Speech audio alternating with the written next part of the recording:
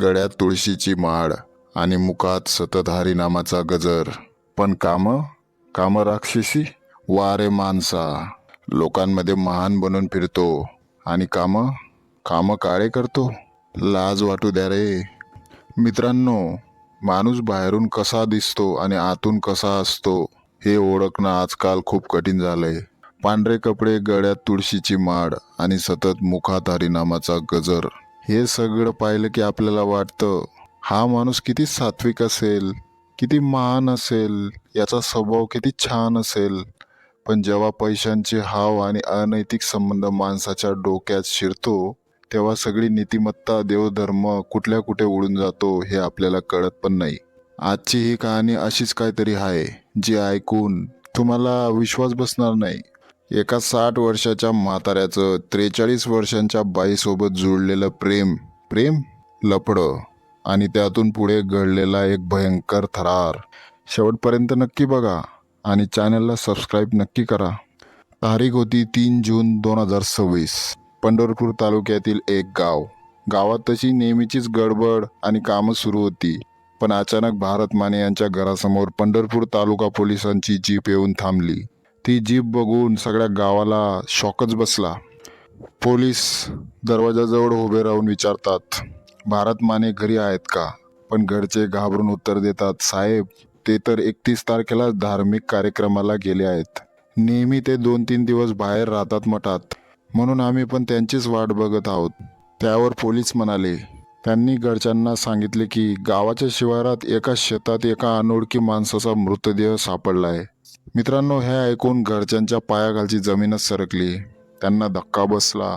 पोलिसांनी कुटुंबातील काही लोकांना मृतदेहाची ओळख पटवण्यासाठी घटनास्थळी नेलं. आणि मित्रांनो, ज्याची भीती होती तेच झालं. तो मृतदेह 60 वर्षांचे वारकरी भारत माने यांचाच होता. अंगावर धारदार शस्त्राने सपासप वार झाले होते. सतत देवाचं नाव घेणाऱ्या एका साध्या माणसाचा असा निर्घुण खून कोणी आणि का केला असेल हा प्रश्न सगळ्या गावाला पडला होता. घरचे कुटुंब पूर्णपणे हादरलं होतं. सगळ्यांनी हांबरडा फोडला होता. नक्की काय झालं? आणि या सगळ्या प्रश्नांची उत्तरं शोधण्यासाठी आपल्याला थोडं मागे जावं लागेल. तर भारत माने हे 60 वर्षांचे नागरिक. पंढरपूर तालुक्यात त्यांचं चांगलं नाव होतं. ते वारकरी पंथाचे असल्यामुळे नेहमी भजन, कीर्तन आणि प्रवचनासाठी पंढरपूर आणि आजूबाजूच्या गावात जात असत. अशाच एका धार्मिक कार्यक्रमात त्यांची गाठभेट झाली एका महिलेशी. तिचं नाव ललिता सोलगे. वय वर्ष 43 होतं. राहायला सोलापूर जिल्ह्यातील मंगळवेढा तालुक्यातील एका गावात. तर इथे विषय असा आहे, भारत माने यांनाच धार्मिक आणि कीर्तनाचा नाद नव्हता, तर ललितालाही देवाधर्माची खूप आवड होती. त्या ठिकाणी सुरुवातीला त्यांची नुसती नजरानजर झाली. मग अशीच सतत नजरला नजर भिडायची, म्हणून त्यांनी ओळख काढण्याचा प्रयत्न केला. पण त्यांचं ओळखीचं रूपांतर आता संभाषणात झालं होतं. इथे कशा आल्या, कोणत्या मठात कार्यक्रम आहे आणि कधी जायचंय आणि कुठे कुठे तुम्ही जात असता, अशा गप्पा सुरू झाल्या. मोबाईल नंबरची देवाणघेवाण सुद्धा झाली आणि त्यानंतर त्यांचे असे रोजचेच मोबाईलवर बोलणे सुरू झाले. मित्रांनो, सुरुवातीला त्यांच्यात असं काही विचित्र घडत नव्हतं. सुरुवातीला ते देवधर्म, परमार्थ आणि नीतिमत्तेवरच बोलणारे होते, म्हणून ते देवाचंच बोलायचे, वेगळं काही बोलायचे नाहीत. पण असं हळूहळू काही दिवसांनी हे दोन जीव कधी खाजगी आणि वैयक्तिक विषयांवर बोलू लागले हे त्यांना समजलं नाही. ललिता तशी नुकतीच 40शी ओलांडलेली, तर भारत 60ला पोहोचलेले, पण चांगले धडधाकट होते. त्यांचं वय तिच्यापेक्षा जास्त असलं तरी त्यांची फिटनेस तशी चांगली होती, म्हणून ते स्पष्ट दिसायचं नाही. आता नुसतं फोनवर बोलणंच नव्हे, तर या धार्मिक कार्यक्रमांच्या निमित्ताने दोघांच्या आता भेटीगाठी पण वाढल्या होत्या. ते नेहमी जिथे जिथे धार्मिक कार्यक्रम असला, कीर्तन भजन असलं तर सोबत यायचे आणि भेटायचे.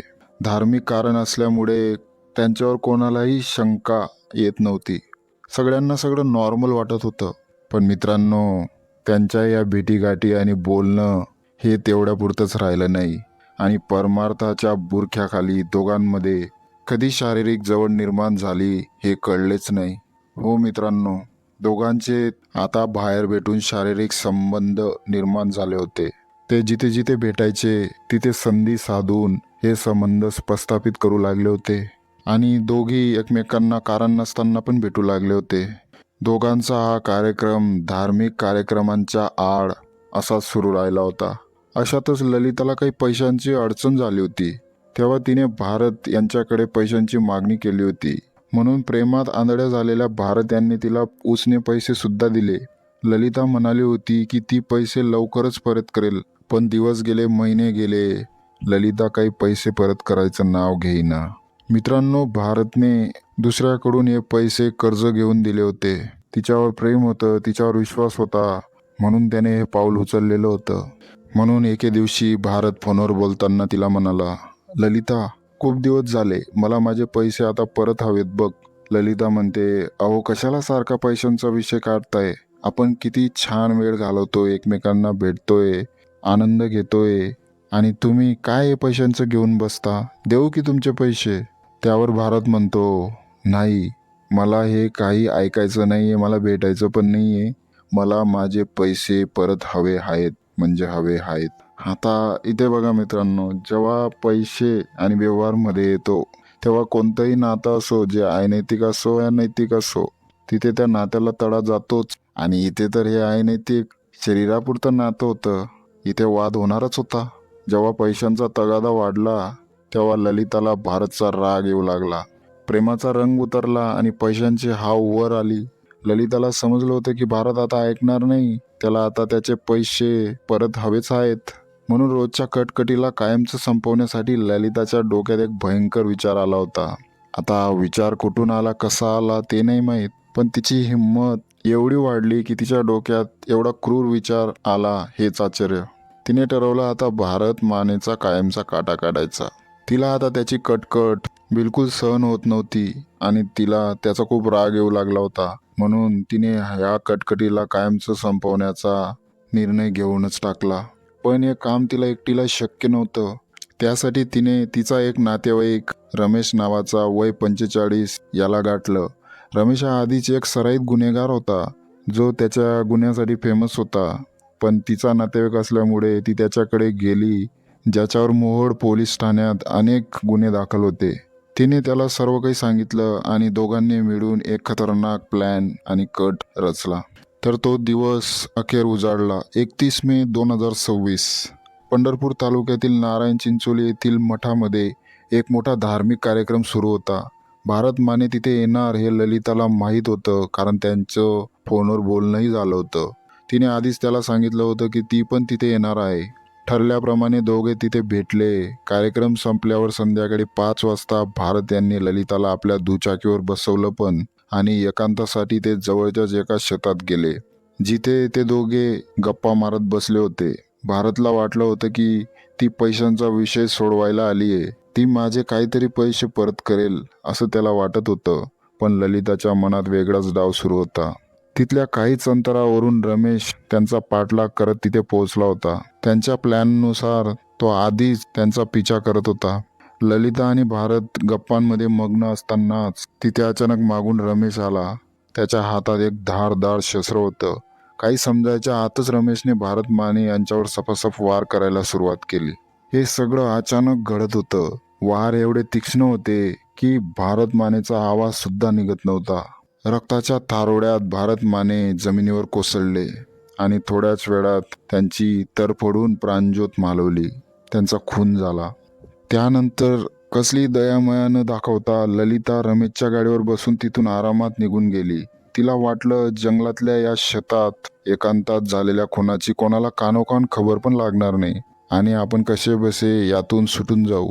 पण म्हणतात ना, गुन्हेगार किती हुशार असला तरी तो काहीतरी पुरावा, काहीतरी अशा गोष्टी मागे सोडतोच ज्याने तो फसतो आणि त्याचे कारनामे बाहेर पडतातच. भरत माने यांचा खून झाल्याचं उघडकीस झाल्यानंतर पंढरपूर तालुका पोलिसांनी कलम 103 भारतीय न्याय संहिताप्रमाणे अज्ञाताविरुद्ध गुन्हा दाखल केला. पोलीस अधीक्षक अतुल कुलकर्णी आणि अप्पर पोलीस अधीक्षक विजय कबाडे यांच्या मार्गदर्शनाखाली तपासाला गती मिळाली. सुरुवातीला पोलिसांनी नातेवाईक आणि मित्रांकडे चौकशी केली, पण भारत माने यांचं कोणाशी वैर नव्हतं किंवा भांडण नव्हतं. सगळेजण त्यांच्याबद्दल चांगलेच सांगत होते, कारण ते कीर्तनकार, भजन आणि धार्मिक कार्यक्रमात सामील होणारे देवमाणूस होते. सगळ्यांना दिसणारी बाजू दिसत होती, पण मागची बाजू कोणालाच दिसत नव्हती. काळे कारनामे कोणालाच समजले नव्हते. तपास चालू होता.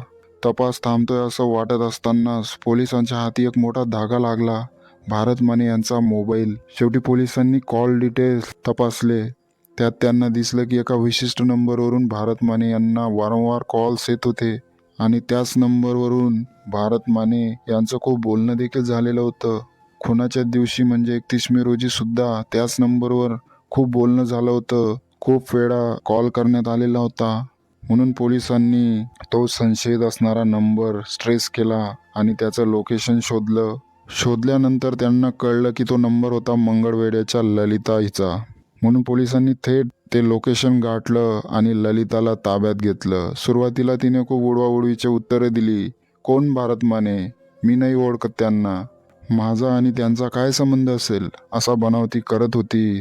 तिचे नाटकं सुरू होते. पण जेव्हा पोलिसांनी तिच्यासमोर कॉल डिटेल्सचा गठ्ठा टाकला, मॅसेज, लोकेशन, कॉल डिटेल्स असे पुरावे तिला दाखवले, तेव्हा ललिताची बोबडी वळली. तिचं पितळं उघडं पडलं होतं. तरी सुद्धा ती पोलिसांना उडवाउडवीचीच उत्तरं देत होती. ती म्हणत होती, आमचं धार्मिक कार्यक्रमाविषयी, कीर्तन, भजन याविषयीच बोलणं व्हायचं. म्हणून आम्ही भेटायचो सुद्धा, पण आमचा वेगळा काही संबंध नव्हता आणि असं होईल मला वाटलं पण नव्हतं. पण मित्रांनो, पोलिसांनी जेव्हा तिला पोलिसी खाक्या दाखवला, तेव्हा तिने पोलिसांसमोर कबुली दिली की तिनेच पैशांच्या वादातून तिचा नातेवाईक रमेश याच्या मदतीने हा खून केला आहे. पोलिसांनी तातडीने रमेश यालाही बेड्या ठोकल्या. न्यायालयाने दोघांनाही पोलीस कोठडी सुनावली आणि या भयानक गुन्ह्याचा पर्दाफाश झाला. मित्रांनो, या कथेचा शेवट आपल्याला खूप काही शिकून जातो. किती विचित्र असताना समाजात असे अनेक लोक आहेत जे धर्माचा, भक्तीचा आणि चांगुलपणाचा फक्त काळा बुरखा घालून फिरतात. आतून मात्र त्यांच्या मनात लालसा, स्वार्थ आणि अनैतिकता भरलेली असते. पैशासाठी माणूस आपला जीव, आपली तत्व आणि माणुसकी सगळं काही विसरून जातो. 60व्या वर्षी परमार्थाकडे वळायचं सोडून भारत माने यांनी ज्या मोहाला जवळ केलं त्यानेच त्यांचा जीव घेतला. त्यांनी आधी जे अनैतिक संबंध सुरू केले त्याचा अंत शेवटी असाच होणार होता मित्रांनो. आणि दुसरीकडे भक्तीचा आव आणणाऱ्या ललिताने पैशासाठी चक्क एका माणसाच्या रक्ताने हात माखले. आपण कोणावर विश्वास ठेवतोय, आपले आर्थिक व्यवहार कोणासोबत आहेत याची नेहमी काळजी घ्या. कारण माणसाचा खरा चेहरा कधी समोर येईल हे सांगता येत नाही. परमार्थ करताय, धार्मिक कार्यक्रम करताय तर मनापासून करा. मनापासून देवाची सेवा करा. त्या आड बसून अशी काळे कामं करू नका. हेच मी या घटनेतून सांगतो. तुम्हाला ही सत्य घटना आणि या मागील विचार कसे वाटले हे कमेंट करून नक्की सांगा. आणि अशाच वास्तववादी आणि विचार करायला लावणाऱ्या कथांसाठी आपल्या चॅनलला नक्की सबस्क्राईब करा. काळजी घ्या, सुरक्षित राहा. जय महाराष्ट्र.